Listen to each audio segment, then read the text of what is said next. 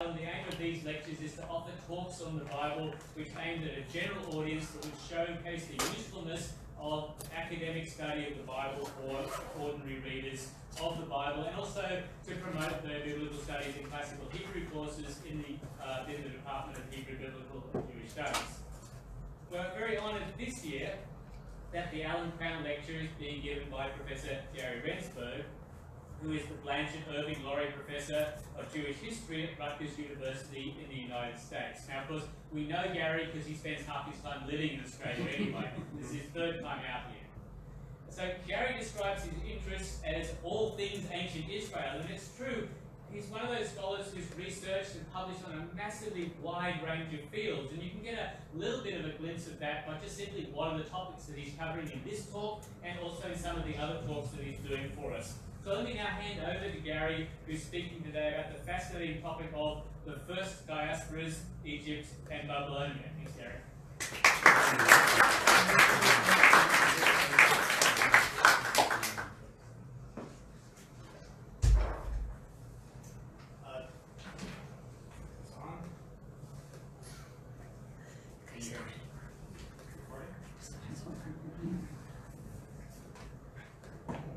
There we go.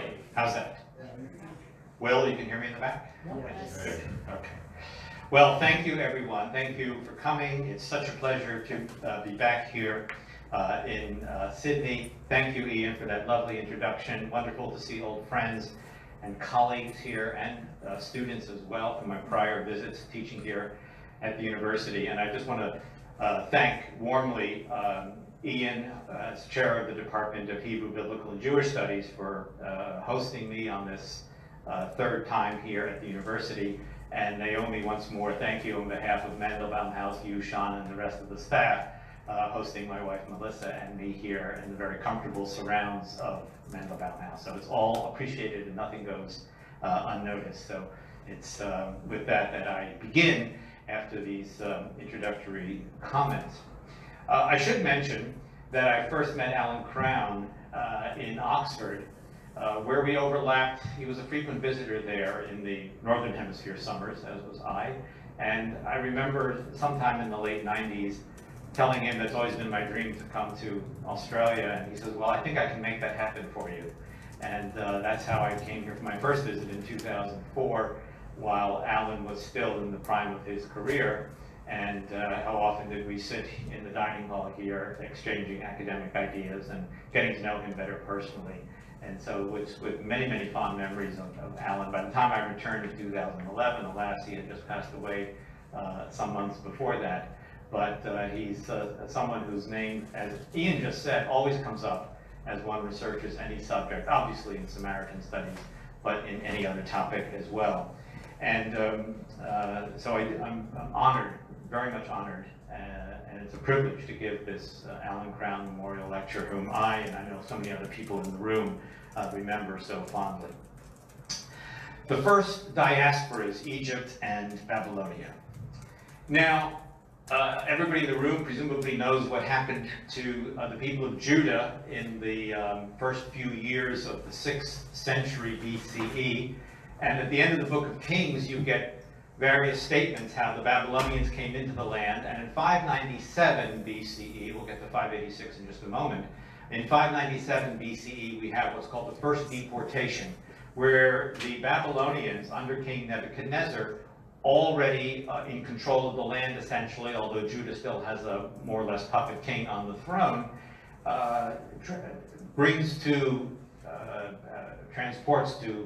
deports to Babylonia. As you can see from this, thousands of people, commanders, warriors, craftsmen, smiths, etc.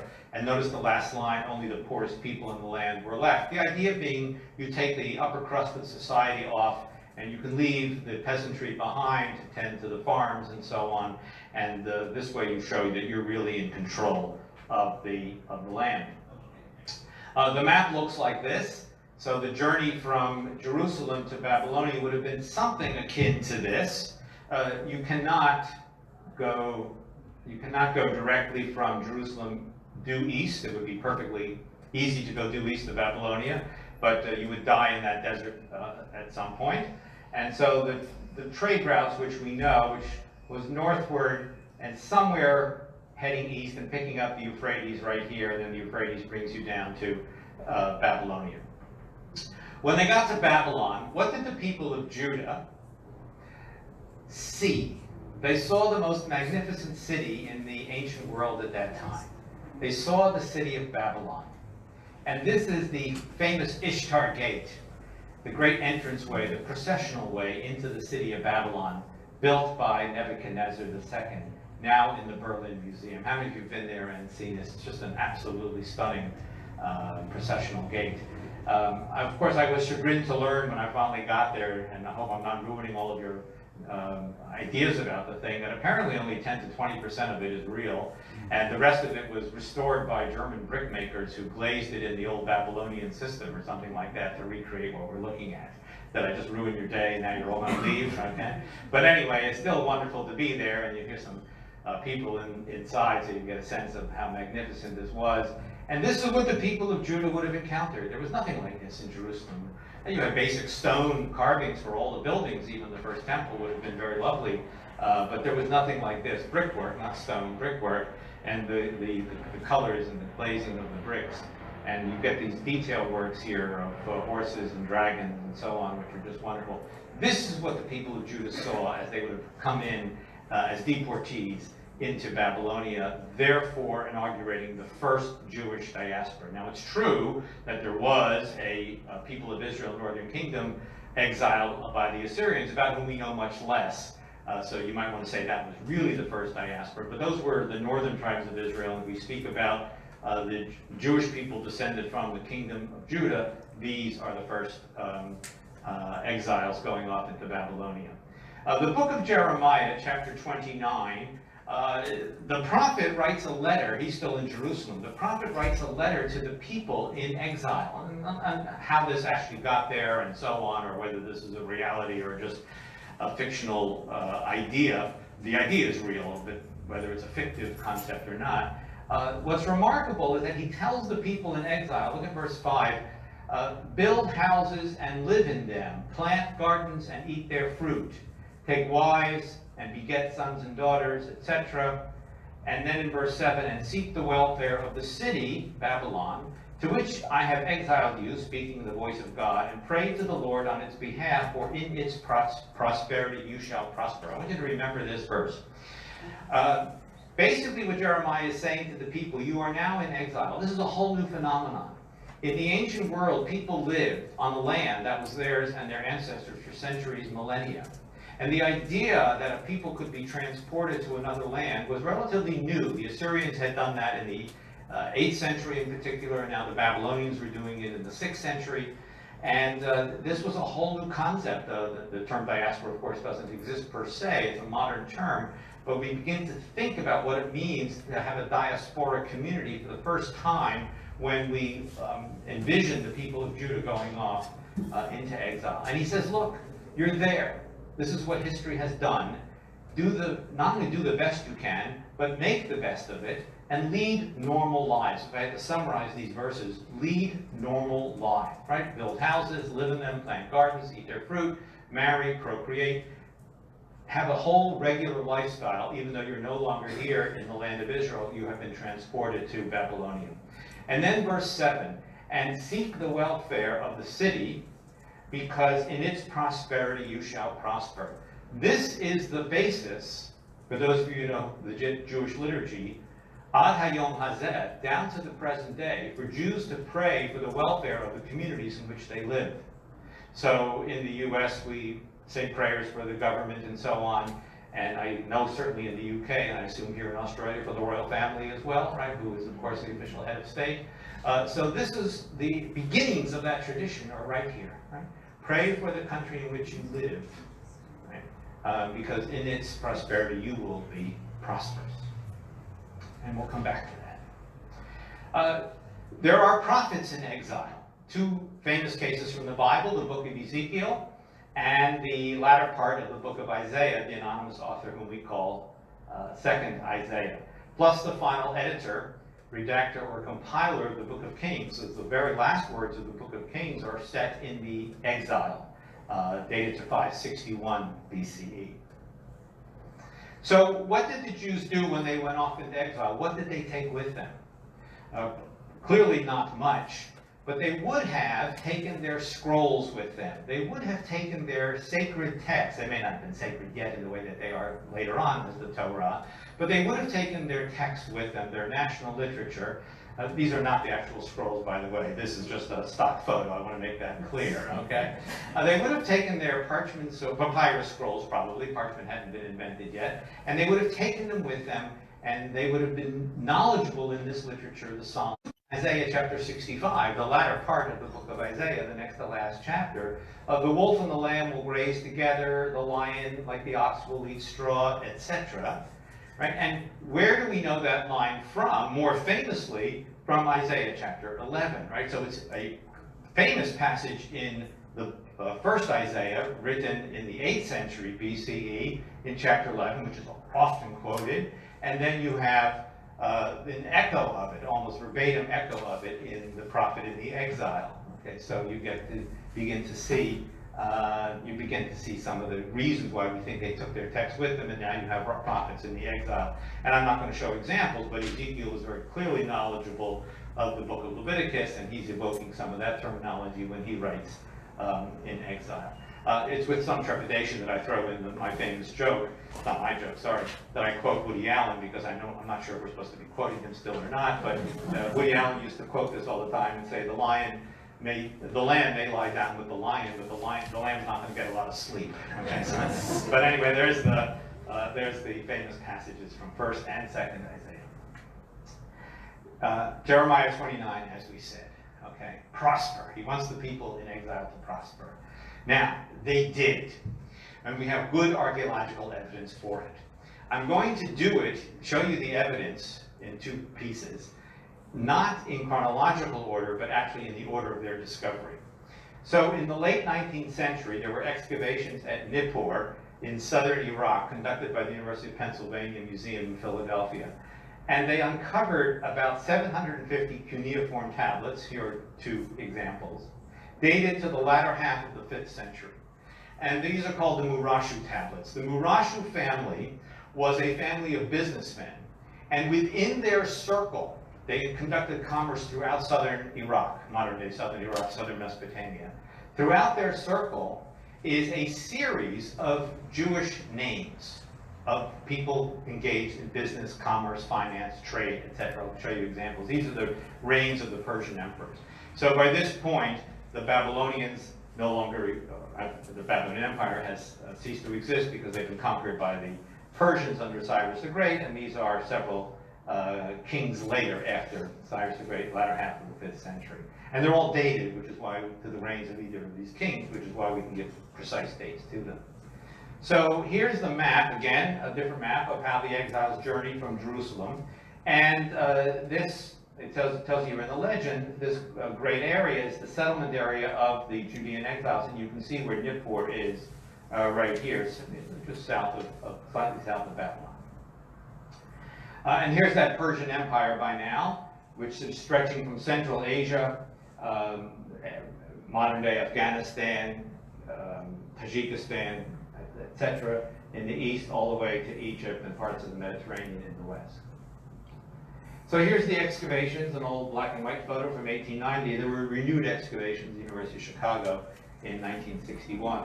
I like these because it sort of reminds us, especially up here, reminds us of how dusty it is when you excavate. And those of us who've been on excavations know that. And I just wanted to remind us that these tablets just don't magically appear for us, that we rely on the good work of trained professional archaeologists, although as I'll show you in a moment, that's not always the case. The tablets were all published in 1898 by a scholar. He was German, but he made his way to Philadelphia, Hermann Hilprecht. Business documents of the Murashu sons of Nippur, right? Very precise title there. Here's one Akkadian tablet, by the way. Akkadian is the technical name for the Babylonian language, written in cuneiform, but it also has a summary of it written in Aramaic right here. So by this point, the country of Babylonia still used Akkadian for all of its writing, but Aramaic was becoming more and more the language of the population, and it was certainly used by the Persian Empire across the empire, as we'll see later as well. And then another book by Albert Clay, publishing further the documents. And I often wondered what happened when he got the book from the publisher. He saw that it said 1804, when actually it was published in 1904, but those are the oopses of life, and so here's another example of these documents. So these are all published by these scholars of more than a century ago. Now, as I told you, in these cuneiform tablets, you have Jews all over the place. So even though it says Yama here, this has to do with the vagaries of writing the cuneiform script in the Akkadian language in the cuneiform script. And even though it looks like it says Yam, it's actually the way in 6th and 5th century Babylonian, what we call Neo-Babylonian or late Babylonian dialect, this is how they would have expressed the Yahoo ending on Jewish names. So those Jewish names that we know so well from the Bible, Yeshayahu, Isaiah, and Yirmiyahu, Jeremiah, and so many of those names that end in English IAH, for example, those are all what we call Yahwistic names because they have a shortened form of the name of the God of Israel, usually as Yahu, and sometimes at the beginning of the name, as you have in names like Jonathan, Yehonatan, and so on. And so these are actually, although they end in Yama, I just magically changed them into Yao or Yahu or Yahu, or however they may have actually pronounced this. And so you get names here which should be recognizable to you. For those of you who know Hebrew, this would be something like Achiyah, and this would be something like Hananiah, right? This would be their way of trying to say Isaiah, right here, and Yeshayahu in some fashion, Gedaliah, right here, and Gemariah. These are all good Jewish names. Tuvia, and then some names that have, in this case, Yehonatan, as I said, and Shimon in the middle. I'm giving you their biblical Hebrew equivalents, and Shabbatai on. These are all names in these documents. So we know from this that the Jews were involved in the commerce. In fact, one person is called Yishrib Yao, the son of Pilial. Therefore, we know they were Judean exiles, or descendants of the exiles, serving as the chief officer of the serfs of the royal treasury in the Persian Empire in the 5th century. They took Jeremiah's word to heart. They prospered in the diaspora. Here's a sample text. By the way, these are all, hope I'm not offending anybody who likes ancient economy, these are all very boring texts, right? There's no Gilgamesh epic here. There's no creation account here. There's nothing of great literature here. These are just renting canals and fields, right? Because that's what happens in life, right? We all have leases and contracts and, read the agreement online and just tick it. How many of you ever read the agreement? Well, all of that legal language in there, this is the ancient equivalent of that. And we can actually create family trees from these documents based on such and such, a son of such and such, and so you get here a family tree with these 4 sons of somebody who's Jewish, whose father was Banael. 3 generations of a family in Nippur. Oops, sorry, my mistake. Here's a sample. Okay, now, those are the Nippur tablets. This is a tablet in the private collection of a man named Shlomo Musayev. So occasionally, and nowadays more than occasionally, cuneiform tablets surface on the antiquities market, not excavated by professional archaeologists. There's very little digging going on in Iraq in the last 20 years, as you can imagine. But the locals know that if they find cuneiform tablets in the ground, they can sell them on the black or gray market and get them into the antiquities dealers. Somehow they're always in London or in Geneva. I don't know why. That's just where they go. And then collectors can buy them. And if you say to me, well, how do we know they're not forgeries? The answer is no one has ever been able to forge a cuneiform document that a specialist would not be able to determine that. Other documents, if we have problems in ancient Israelite material, can be forged. But a colleague of mine who was a specialist in cuneiform tablets said if you put 100 tablets on the table and one of them was a forgery, I would show it to you in an instant. No one has been able to duplicate what we call the ductus, the physical properties of the surface of the clay and the wedge-shaped writing, like the ancient scribes and manufacturers of these tablets. So Musayev bought some tablets from one of these quasi-illegal, you fill in the name of the excavations by the locals, back in the 1990s. And 2 French scholars published them. And as you can see, it's just the usual kind of business document where such and such received 5 shekels of silver from somebody else, okay, paying a tax. When you pay your taxes to the government, you get a receipt. Same thing here, and it's dated. And in this case, it's actually dated earlier. It's dated to the year 7 of Cyrus the Great, hence 532. But look who is collecting the 5 shekels. It's somebody's name is Abdayahu. It's something like Obadiah, right? So he is already called the summoner. He's already a tax collector or something like that. Okay, working. This would be 2 generations. His grandfather would have been amongst the people exiled from the land of Judah. And these people are already totally involved in government, commerce, etc. Here's another one. It's the sale of a calf from this person to that person to somebody named Neriyahu, right? So again, a Jewish name. And my favorite part of this tablet is that another Jewish person named Yahu-Azari, that would be something like Yehoazar, the son of, again, somebody named Obadiah, insures the calf, right? You're not going to buy a calf without an insurance policy, are you? I mean, what if the calf doesn't grow up to be a good ox or a bull or ox or something like that, or can't reproduce or stud, right? You have to get an insurance policy with your calf, okay? So a Jewish person insured the calf, okay? Thereby beginning, presumably, a long line of Jewish involvement in the insurance business, okay? So, and remarkably, this tablet mentions a city called Al-Yehuda. Al-Yehuda is Babylonian. Al means city of the Judahites. So in the Musayef private tablet, dated a century earlier than the Murashi that I was showing you, we know of a city called the city of the Judahites. Well, this is from the reign of Darius I, 498 BC.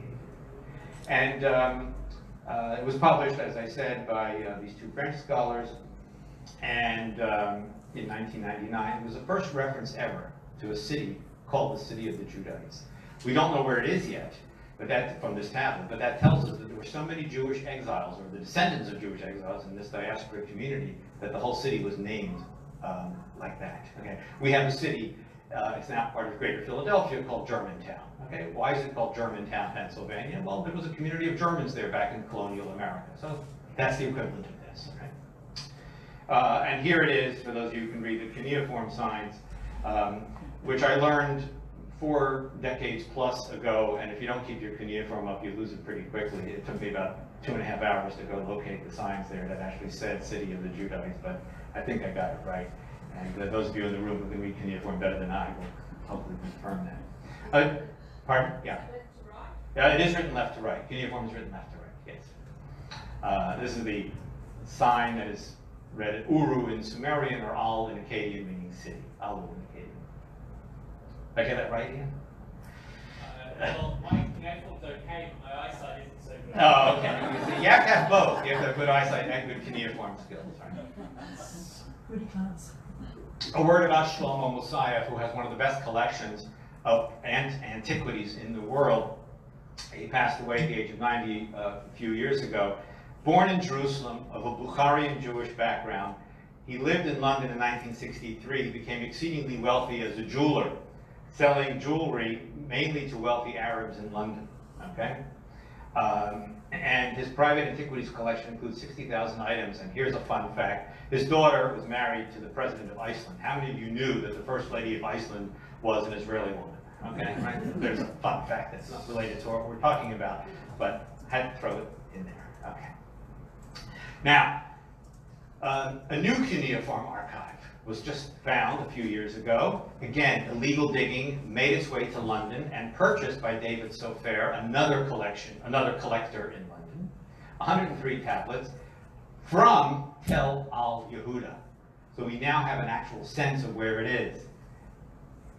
And it's actually indicated now on this map because we can more or less locate it, not because archaeologists have been there and excavated it, but based on the reports of where the tablets came from.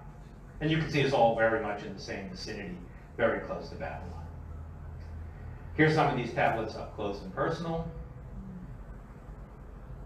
They wrote on all the sides, including the edges. And this is the earliest dated of them.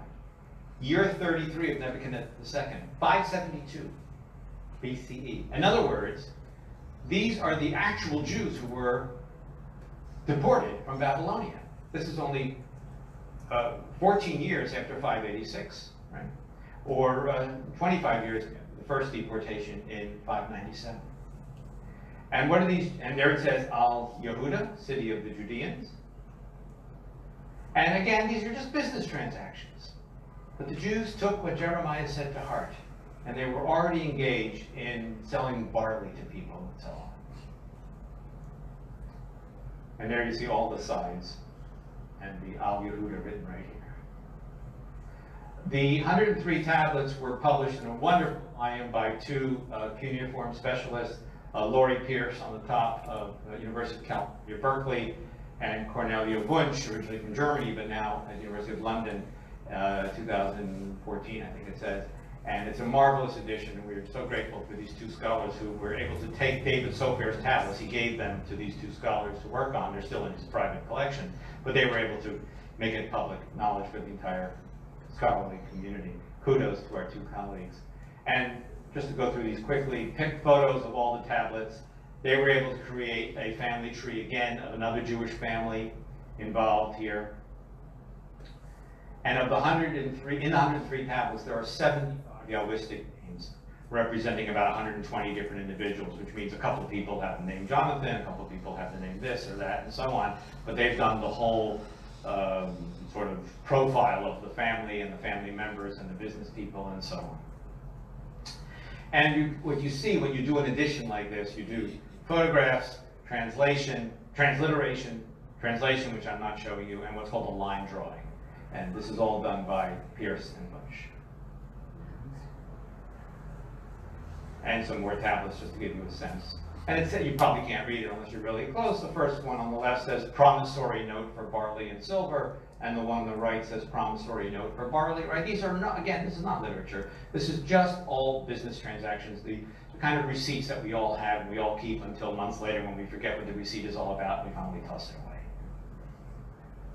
Okay, that's part one, the Jews who went to Babylonia. Now, the other Jewish diaspora, which starts in the 590s, 580s BCE, goes in the other direction, and that is to Egypt. Because when the Babylonians were approaching from the east, you had a couple of choices. You could stay in the land of Israel and fight. That would be a lost cause. You could surrender to the Babylonians, which is actually what Jeremiah counseled. You could just wait and be deported to Babylonia, which we've just seen, and we've seen what happened to their descendants. Or you could flee in the opposite direction, and that meant fleeing to Egypt, which a lot of people did. So Jeremiah, 2 Kings, tells us that some people went to Egypt. And Jeremiah chapter 44, verse 1, remarkably, is a prophecy from God to the prophet in which he is supposed to address the people in the Egyptian exile. So the prophet's words, the divine word, I should say, is funneled through Jeremiah to the exiles in Babylonia, which we saw in chapter 29, and in this case to the exiles in Egypt in chapter 44. And the first verse tells us where they're all living. These are all places which we can place on the map in Egypt. And we also have the further description about people being taken to Egypt, including Jeremiah himself, and he receives the divine word in Egypt. So just like Ezekiel and 2nd Isaiah are prophets who can receive the divine word in Babylonian exile, Jeremiah can receive the divine word while living in Egypt. A new diaspora phenomenon, not just people and their lives and their economies, but even theologically what it meant, that you could actually still have and hear the word of God and receive the word of God through selected prophetic individuals, even while you were outside the land. So the three places that were mentioned earlier are all in the north, in the Delta. But in that verse in Jeremiah 44, it also mentions that the Jews went to Patros. Patros means southern Egypt in the Egyptian language, and it just becomes a Hebrew word. It means southern Egypt.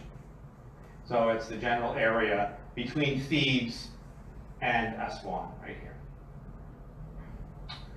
Now, as I said, it wasn't long before the Babylonians fell to the Persians, and you see the extent of the Persian Empire. It's a map we looked at before, but now I want to show you something that I didn't mention earlier specifically, and that is that when the Jews went there, Egypt was still independent, But in 525 BCE, Cambyses, the successor to Cyrus the Great, extended the empire to include Egypt. So that the Jews, whatever Jews remained in the land of Israel, whatever Jews were in Babylonia, and whatever Jews were in Egypt, they were all now living under a single empire. 100% of the Jewish population in the world from 525 BCE onward was living under a single emperor, okay? The Persian emperor. And you can just see the incredible extent of that empire. And Patros is this area down here, extending as far south as Elephantine on the map, which is, as we'll see in a moment, an island in the Nile next to Aswan. And here we are. So it's just a beautiful landscape. How many of you have been far south in Egypt? Anyone? Okay, it's absolutely beautiful. I mean, the north of Egypt has got its own wonders, but the further south you go, to me, it just becomes more beautiful. And the stone changes from limestone to sandstone and granite and so on, and it's just wonderful. This is granite down here. So this is the island of Elephantine in the middle of the Nile, modern day Aswan. And I want to just for a moment take time out of our narrative to show you something else, to direct our attention to this building right here. That's the mausoleum of the Aga Khan. Okay, how many of you remember the great Aga Khan? I was 3 years old at the time when he passed away, but I think we all grew up with stories of the great Aga Khan, and there he is looking as British as one could be. And he loved Aswan so much and would spend his winters there. You wouldn't want to be there in the summer, trust me, but he spent his winters there, and he wanted to be buried there and had a mausoleum built for himself, and you can still see it in the distance, okay? All the little fun facts you learn at the Alvin Crown Memorial Lecture. And there it is. You see, here's modern day downtown Aswan and the island of Elephantine. And at the southern end of here's the mausoleum right here of the Aga Khan. Down here at the southern end of the island is where the Jewish community was. Okay. Pardon? I didn't hear you. It says Club Med. Oh, there is a Club Med on that other island. Right. No. I'm talking about the big island. Right? Yes. Yeah, there's a Club Med. Okay. But again, only for the winter. Even Club Med in the summer there would be impossible. Okay. But it's a wonderful place to be. I mean, look at the names of the hotels: the Cleopatra Hotel, the Ramses Hotel. In one of those, Agatha Christie lived for quite a while and wrote Death on the Nile and some other of her books. Okay. Now, German excavations in the 1890s discovered at the island of Elephantine the existence of a Jewish temple dated to the 5th century BCE. Now, the first thing you're going to say to me is, what? There's a Jewish temple outside of Jerusalem? And the answer is yes, there was. We have no evidence of such a thing in the Babylonian diaspora community. And of course, by this point, the second temple's been rebuilt because Cyrus the Great allowed the Jews to rebuild the temple in Jerusalem, and it was rebuilt. But at the same time that that was being rebuilt, the Jews of Elephantine were building a temple here as well. The only thing I can say about this is they must have felt so remote from the rest of the world. Let's go back to that map. Here, so far removed from the entire world, what they consider their world, on the boundary of the Persian Empire, and further south from that you go into Nubia and up the Nile into other parts of Africa, that they figured they'll never see Jerusalem again in their lives, and they built their own temple to the God of Israel. Now this, of course, would run counter to biblical statements, especially in the book of Deuteronomy, that you're only supposed to have one temple. But they did it nonetheless. I never quite understood this when I was a graduate student and a young professor until I actually finally went to Aswan and Elephantine and visited the site. And I then realized it really is, I can't say that to people in Sydney, but it really is the end of the earth, okay, for the people of the ancient Near East, because it is just so remote. It is just remarkably remote within the contours and the geography of the ancient Near East and the ancient Mediterranean. And I got it. I said, okay, now I understand why they're so far. I took a boat up the Nile, so it took a long time to get there. And if you've been there, you know how remote it is. And there's nothing around it. You saw desert, right, all around it. Okay, so this doesn't look like much, but this is the remains of the Jewish temple. And this is a drawing of where the Jewish temple was. This is called Khnum city and the temple of Khnum right here. Who's Khnum? Khnum is the Egyptian ram-headed god, and he is the creator god. I said creator god, not quite creator god. He creates human beings. In fact, he creates them on the potter's wheel. You see Khnum right here, right? And he's working as a potter, and he's creating human beings in the Egyptian mythology. It's exactly like what you have in Genesis chapter 2, where God creates Adam out of the clay of the earth. And Khnum does the same, and uses the Hebrew verb yatzar, which is actually the word for create, but create, yotzer is also a potter, right? So this is the same idea, and the Egyptians had it long before the ancient Israelites. And he's accompanied by the frog-headed goddess Heket over there, who's associated with life.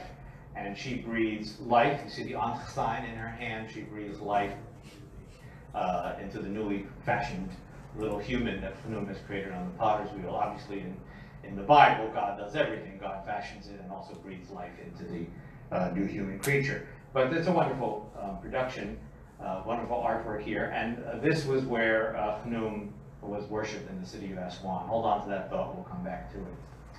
Okay, now, just as importantly, at Elephantine. By the way, the place was called Elephantine most likely because it's the southernmost city in Egypt. Right below that you have the cataracts on the Nile. You can't go by ship further south than that. And mostly likely the ivory trade came from further south in Africa and then transported around the cataracts by land and from Elephantine northward into Egypt. So that's probably why it got its ancient name. This is the Greek name. The Egyptian word would be Yev, or Yeb, the Egyptian word for elephant and ivory. Okay, 200 Aramaic documents were found by the German excavators at the turn of the last century, and they're now housed in 6 different museums. Cairo, Berlin, Brooklyn, Oxford, Florence, and Padua. Dated to 450 to 410, the last half of the 5th century. This is what they look like. The best images online are the ones from the Brooklyn Museum, so I've used those. Kudos to our curators there who put these absolutely brilliant photographs online. This is Aramaic, and you may say, well, I can read Hebrew, I should be able to read Aramaic, and the answer is yes, you should be able to. It's the same 22-letter alphabet.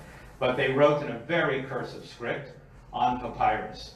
So it takes special training to be able to read this. And basically what we do is always rely on the scholars who have that special training, and they just transcribe it into the square Hebrew/Aramaic letters that we can all read. But I wanted to show you what they look like.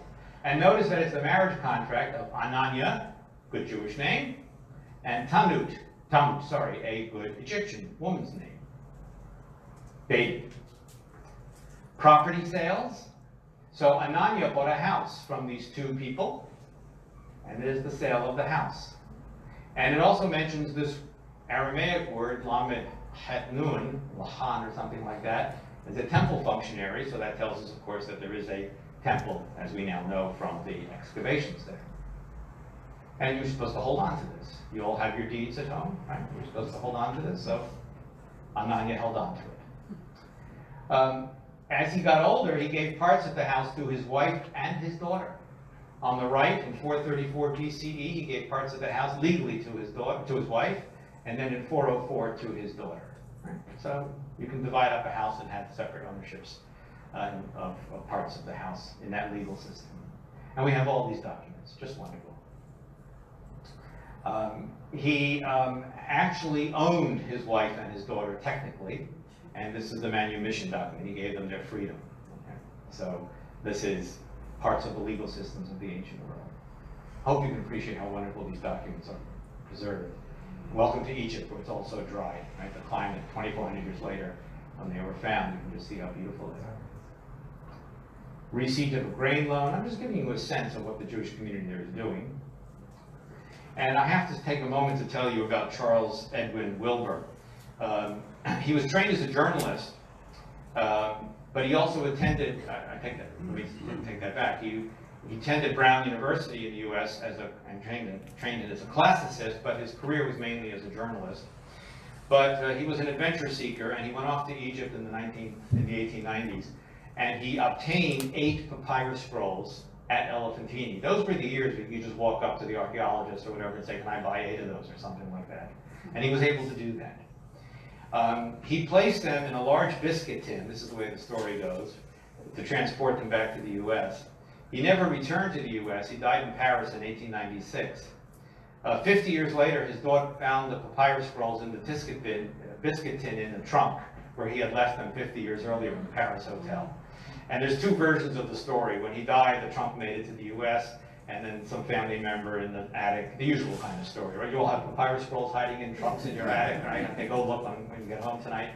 And 50 years later, they were still in perfect condition, and his daughter donated them to the Brooklyn Museum. The ones I just showed you are actually the Wilbur papyri, those 8 documents in the Brooklyn Museum. Okay? I'm seeing some nods and some smiles. This is just, you couldn't invent this, right? Okay, this is it. There's Charles Wilbur. Can I ask? Yeah. How were they found? In what?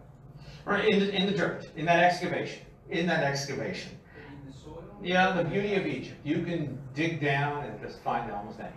Yeah, perfectly preserved papyri. It hasn't rained there in 2,000 years. Trust me, it hasn't rained there. Okay. So, now, I showed you that the Jews were doing this with barley, and they owned a house, and this, and fine. But what were they really doing there? I draw your attention to the location of El-T within the Persian Empire. The Persians ruled this entire empire. They clearly could not have enough Persian soldiers to patrol all the boundaries. You could have Persian military officers at all the boundaries, but you weren't going to have enough border patrol people throughout this entire massive empire. So the Persians employed local people to be loyal to them as soldiers in their own army. But they couldn't employ the Egyptians, who were what? The conquered, to patrol their boundary on behalf of the Persian Empire.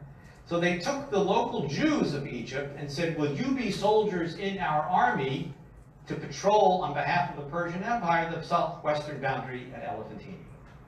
And the Jews, of course, said yes. Okay. I don't know if they had a rabbinic chaplain there yet, Rabbi, but okay. There you have military, Jews in the military within the Persian Empire, patrolling the extreme southwestern boundary at Elephantine. Jewish garrison.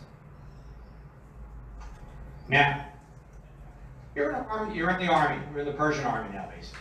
You answer to an officer, and of course that officer answers to some Persian governor, and eventually it makes its way back to the great capital of Persepolis in modern-day southern Iran. But what's going to happen? Passover's coming. What are the Jews going to do if they're in the army and the rations and so on? We're going to have Passover now. Persians took care of everything for the Jews. This is the Passover papyrus at the Berlin Museum. And it's a letter from the Persian governor to my brothers, such and such of the Judahite garrison. The 5th year of King Darius, and therefore we can date it to 419 BCE. In the month of Nisan, let there be a Passover for the Judahite garrison. Count 14 days in the month of Nisan, and then keep Passover from the 15th to the 21st day of Nisan. These aren't Jews writing this, right? This is the Persian governor telling the Jews you're going to observe Passover this week, even if you're in our army. And you will eat unleavened bread for 7 days. And do not work on the 15th and the 21st days, the first and last days of the festival. You get the day off. Drink no intoxicants. Now, of course, wine is permitted on Passover, but it's pretty hard to find wine in southern Egypt. They have no grapes in that region at all. So intoxicants in Egypt, by definition, is beer. The great alcoholic beverage of ancient Egypt was barley-based beer. Drink no intoxicants, because you're not allowed to have fermented grain on Passover. And anything in which there is leaven, do not eat. From the 15th day, from sunset, they know actually when the day, Jewish day begins, until the 21st of the month, etc. And don't bring any of this leavened stuff into your houses. It sounds like Talmud, right? But this is coming from the Persian government, instructing the Jews that for the 7 days, you're in our army, but you're going to observe your law and be good Jews and take care of the Passover. And let this be done as King Darius commanded. Fascinating. Absolutely fascinating. The Passover papyrus. And there's that temple again. Now what happened to it? Oh, here's what it looked like, a drawing by Stephen Rosenberg. Probably modeled something on like the tabernacle, based on what we can find there, or maybe something like the first temple. And you know, artist rendering, always good to have a little smoke coming up from the altar just to remind us that they were doing sacrifices there. They were not, however, 100% Jews in the way that you would think that the official teachings of Judaism are to be respected and observed. There is something in the study of religion called syncretism, where you take a little bit of this religion, a little bit of that religion, and you combine it. These Jews were syncretistic. So Menachem, good Jewish name, Bar Shalom, good Jewish name, he took an oath by the God of Israel, Yud He Vav, shortened form, by the temple, and by Anat Yahu. Anat is an old Canaanite goddess, whose name is forged with the name of the God of Israel here. That's syncretism. This guy, Yadonyahu Bar Gemaryah, right, a good Jewish name, he gave this money, these amounts of money, for the God of Israel, but also for Ishum Bethel and Anat Bethel. Ishum is another polytheistic deity whom we know from the ancient Near East, and Anat again is the old Canaanite goddess. And Beit El or Bethel, which is a place in Israel, also gets deified as a deity, even though it's a place name, meaning house of God, but this is syncretism. Right? The same person is worshiping not only the God of Israel, his ancestral deity, but also some of these Canaanite deities. There may have been some Canaanites there where they learned about all this. The origins of this syncretism are still debated by scholars. Now, what happened to this temple? Well, the Jews of Elephantine had the misfortune of being in the same city where next door to what I showed you in the map was the temple to Chnum. What was the '1 animal that the Jews would have been sacrificing? If you read the Torah, what do you sacrifice? Rams. The local Egyptians saw the Jews sacrificing rams, which for them in that place was their sacred animal. And so in 409 BCE, the local Egyptians attacked the Jewish temple and destroyed it to teach the Jews that you shouldn't be sacrificing rams, our God. Okay? And that's what happened in 409. And the temple was destroyed. How do we know this? Because we have, in the Berlin Museum as well, a petition written by the Jews of Elephantine sent to the governor of Judea in Jerusalem, asking for help to rebuild our temple. So this clearly must be a copy, which they kept and sent or draft, and sent the formal letter to Jerusalem, which they were able to do. Why and how? They were in the same empire. And the one thing we know about the Persian Empire is they had a great postal system. If you don't know that from ancient history, you know it from the book of Esther. They could send letters throughout the empire very easily. And so they asked for funds to help rebuild the temple. And in that letter requesting, writing to the governor of Judea, they came to our fortress in Yeb, Elephantine, with their weapons. They entered the temple, they destroyed it, they broke everything down, the pillars of stone, and so on. And we've been here worshiping since the time of Cambyses, whom I mentioned earlier, very peacefully for more than a century, until this happened. No harm ever happened to our temple, but the locals finally were fed up, and this is what had transpired. And then the letter goes on, asking for the funds so that we can then reinstitute the offerings and the sacrifices and so on behalf of the God of Israel. And a little PS here at the end, the very end of the letter. This is the last line, very end of the letter. And by the way, we have also sent a letter to the Samaritans in Samaria, because they worship the same God, the cousins of the Jews, the Samaritans. So we're looking for funds from any members of the house of Israel, the Jews in Jerusalem or the Samaritans in Samaria. Please send us some money so that we can rebuild the temple here, because we all worship the same God. And of course, that's what brings us to Alan Crown, as I conclude, because mentioned in this letter is Sanballat, the governor of Samaria, who's mentioned in the book of Nehemiah. Same person, middle of the 5th century to the end of the 5th century. Oh, sorry, these two people are the sons of Sanballat, so this is a generation later. And this is an excerpt from the book that Alan Crown edited, his famous work, The Samaritans, which 30 years after it was published, 1989, remains standard reference work for anything related to Samaritan studies. Alan didn't write this article, but he edited the volume, and this is just to show you how one of the scholars who wrote the article talks about the events that I'm just describing to you right here. And that, I think, is a fitting way to conclude the Alan Crown Memorial Lecture for 2019, which, as I said before, is my honor to have presented. Thank you very much.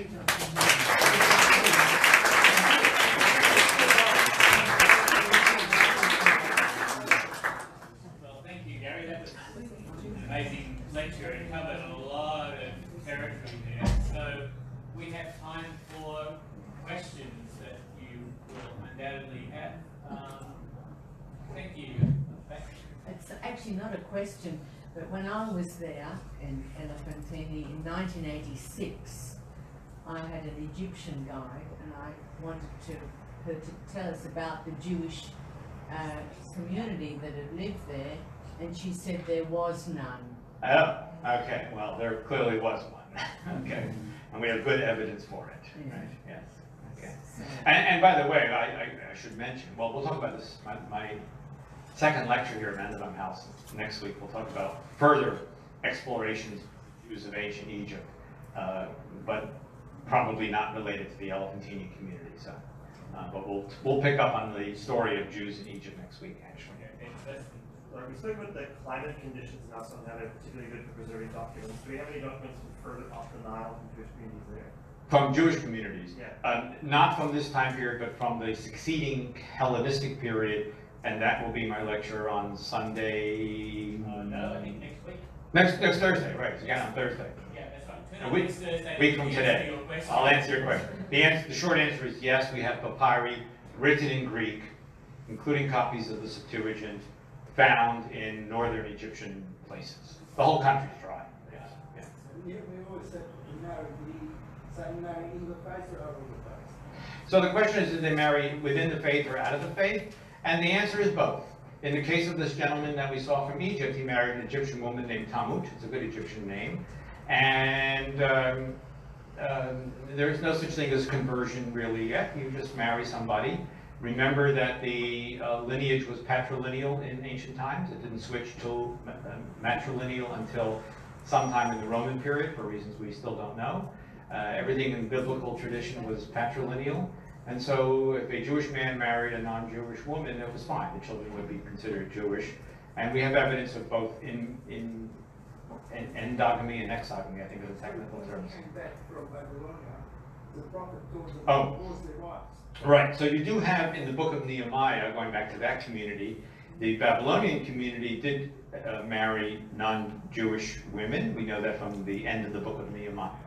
And Ezra, who's mentioned, who's a lead character in that book, in Jewish tradition, Ezra and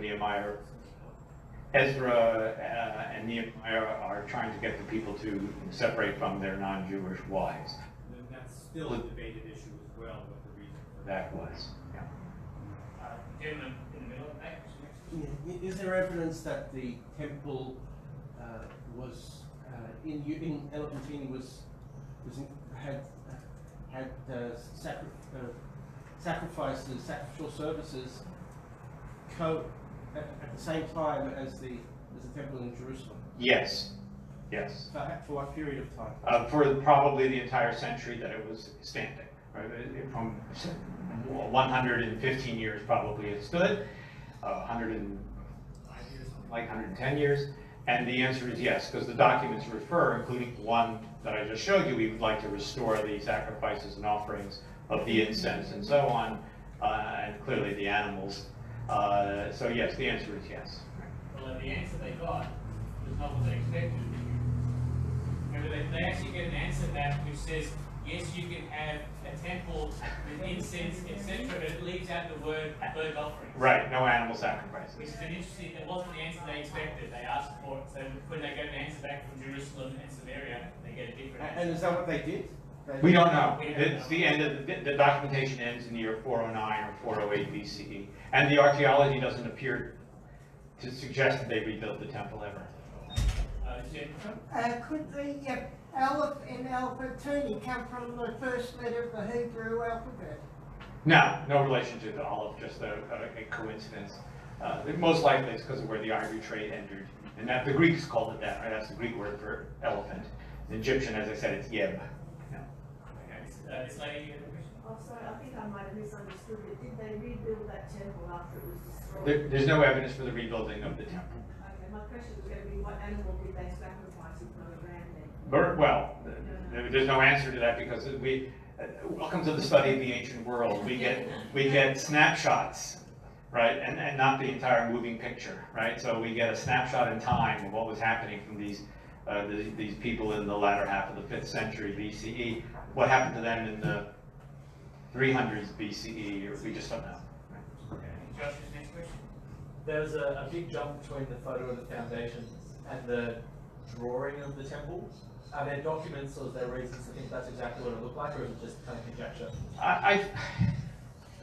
I wondered the same thing. I don't know. Actually, if you look at the, well, let's go back.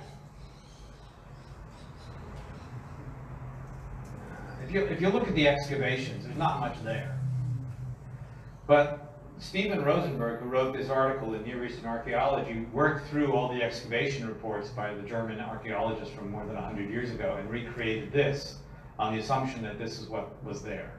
But it is a big leap from this dirt down in the middle here to this. I agree with you. So I don't know the answer to that, and I think, honestly, I think there's a bit of a stretch to recreate this. But I'm a field archaeologist, and I'm not architect, and I don't know like Rosenberg is. So I just don't know. Yeah. The tablet, sir. Eric, you go first, and Eric can go second. That's The cuneiform tablets, Right. The Musawi collection. Where are they now since his death? And secondly, how come there are so many tablets on such trivial subjects that weren't smashed? Okay. So the first question is, where are the Musayev tablets now, the entire Musayev collection? I suspect they're still in the hands of his children and the heirs in his private home in London, to which I've never been, but I think that that's, to the best of my knowledge, that's where they all are. Will they one day all be make their way to some museum? Or I simply am not abreast of those details. And why weren't these tablets smashed? Cuneiform tablets do get smashed, the larger ones. And the larger ones tend to be the literary texts, where you write an entire story or a narrative or a poem or something like that. The small tablets, which are economic texts, are small enough, 8 lines, 10 lines, that they don't really get smashed. They may just get buried under the ground and they can just be found relatively easily. So most of them are relatively intact. I think that's true of most cuneiform tablets. By the way, I mean, it's a staggering figure. 1 million cuneiform tablets exist, something like that. And there's now a worldwide effort coming out of UCLA to the Cuneiform Digital Library Initiative, I think, CDLI, to get them all online. There are museums all over the world. Right? Yeah. Ari,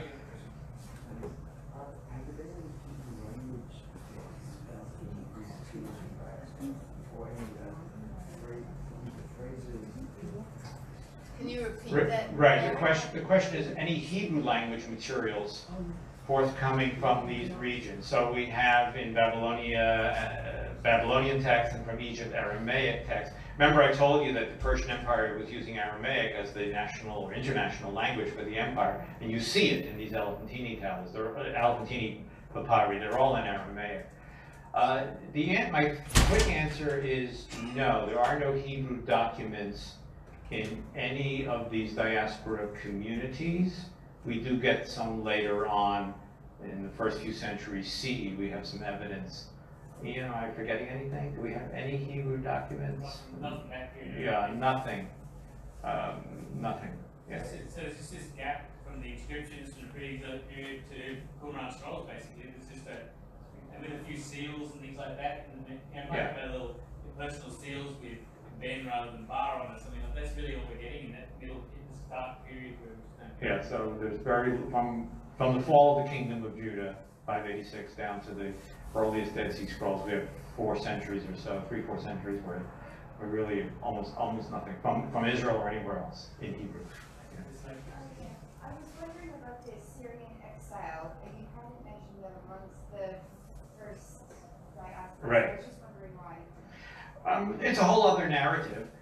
So let's just go back and mention that. I mentioned it very quickly in passing. So in 721, the northern kingdom of Israel fell to the Assyrians, and those people were exiled.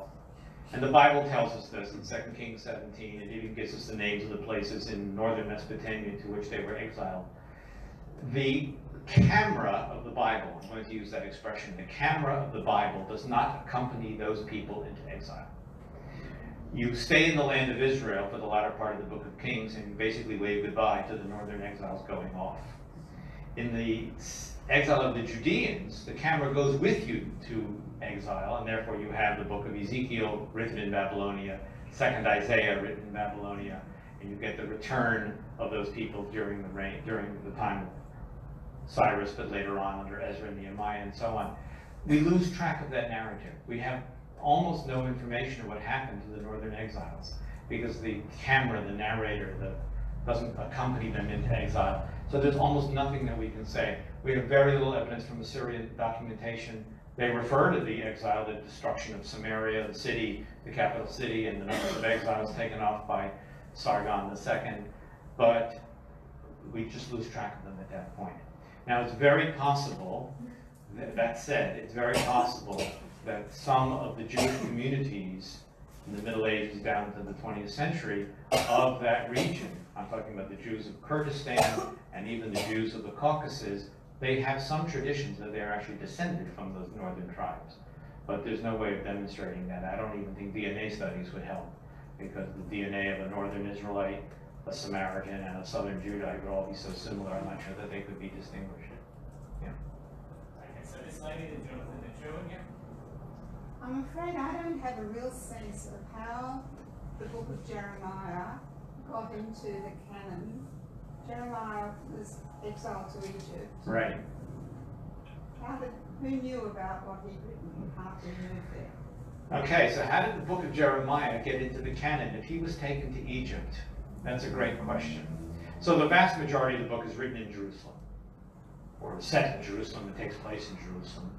And if we take the book of Jeremiah at face value, he has a scribe whose name we know from the book, Baruch, who writes the book, who writes much of his material.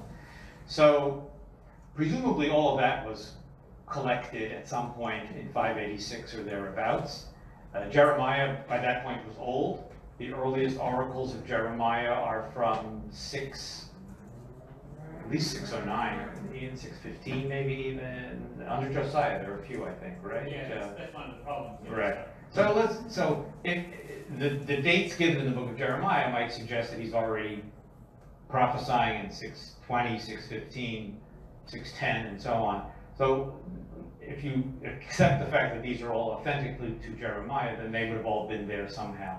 And the question is a very good one: how did his Egyptian material, which is very little, get included? And the answer is these are the things that scholars ponder, or sometimes don't ponder, until a wonderful question comes from the audience that causes us to think about such things. But Ian is much more involved with the redactional history of the book of Jeremiah than I am. So. Can I just ask an additional question, and that is, why did the Jews end up in Elephantine? So far down south. Yeah, it's a great question because the passage in Jeremiah says they went to these various places, all of which are in the Delta, which makes sense. It's so close to Israel. You just cross the Sinai, you stay there in the Delta. But it also says they went to Patros, southern Egypt. What was the purpose for that? And we don't know the answers. But we do know that Jeremiah says they were in Patros, and then a century later we see them at Elephantine. Yeah. They went to Club Med. They went to Club Med. Jonathan? Yeah, so... Hello, Jonathan. Hi. In terms of endogamy and exogamy in these communities, to what extent are we just reliant on the onomastics, or is there other evidence to the text sort of describe that in any more concrete manner? Okay, so Jonathan asked, to what extent are we relying on the onomastics? So let me just tell you what that word means. Onomastics is the study of personal names.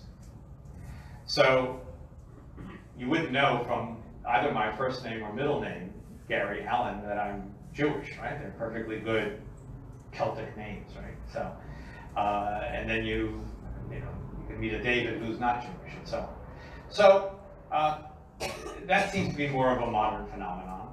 And in the ancient world, the assumption is if you have Yahwistic names that you were part of the people of Judah, and so on. And I think you know this. And then the only question is, what happens when you have an Akkadian name, and that person may also be Jewish, or Judite, let's call him Judite at this point. So it's a great question. We don't know the answer to all of this. There was a dissertation at the University of Pennsylvania back in the 90s, sponsored by Jeff Teague and his student Linda Bregstein, who wrote on the onomastics of the Murashu tablets and tried to answer that question. And the famous line apparently at the, I know Jeff and Linda both, and the famous line apparently at her oral doctoral examination after she spent 2 years writing this dissertation about all these names in the Murashu tablets which were Jewish, and apparently Professor Teague turned to her and said, "I don't understand, there's nobody here named Scott." Okay.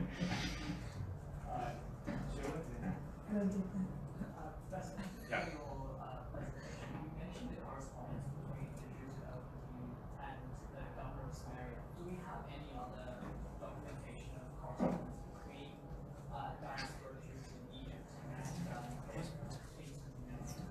Not at this time period.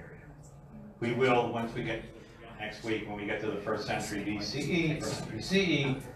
Philo of Alexandria talks about this, but we're jumping ahead already several centuries. Nothing else from this.